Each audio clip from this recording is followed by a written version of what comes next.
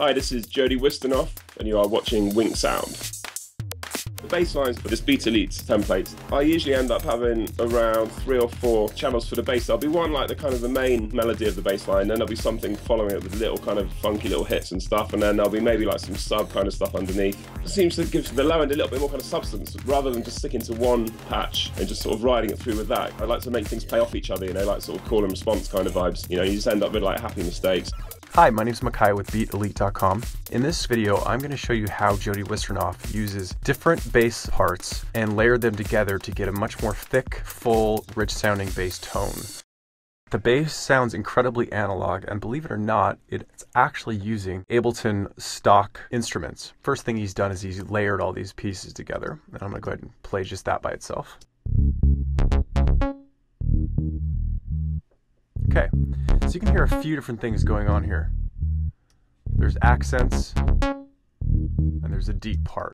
Let's take a look at it and dissect it and see how he did this. The first bass part is essentially just the analog unit here inside of Ableton. If I just go to analog, you can see it right here. And he used this part as the accent. So if I open the MIDI note here, he's just using these 3 notes to play the accent of the bass part. And you'll see there's very little processing done other than just maybe EQing out the low end. And he does this just so he can let the rest of the bass parts play through unscathed. Let's look at the next bass part here. As you can see here, he's using the opposite. He's filtering the high end off, and he is now using this as a different part of the accent. So let's listen to this part. What he's done is he's actually created a layer to this one riff. Let's hear it again. So it's very similar to the other riff, it's just the lower part of it. So let's listen to another part. So a very simple note. And you'll notice this one has a much more mid-rangey tone, where the other ones tend to be a little bit higher. So now let's listen to the last part. Okay, now obviously this is a lot more subby.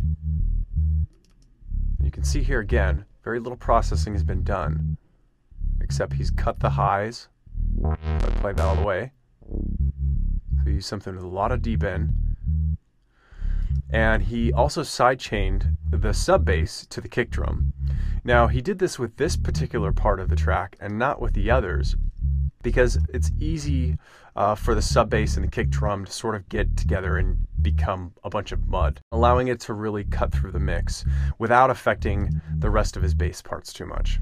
But you will notice at the top on the bass group itself, and to group tracks, you're just going to select them all and push Command G, and that groups the tracks together, just like we have here.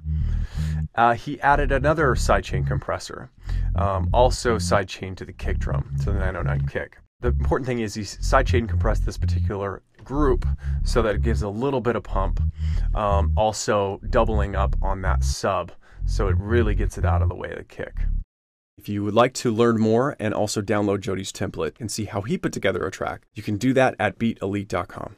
Join the conversation by following WinkSound on Facebook, Twitter, and YouTube to keep up with everything you need to know about music and audio technology.